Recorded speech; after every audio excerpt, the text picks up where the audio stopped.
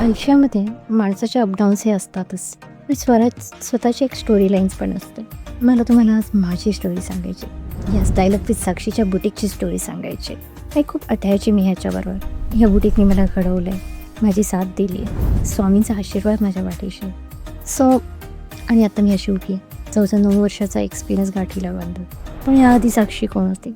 साक्षी एक साधी घरेली मुलगी होती. ती जॉब करत होती.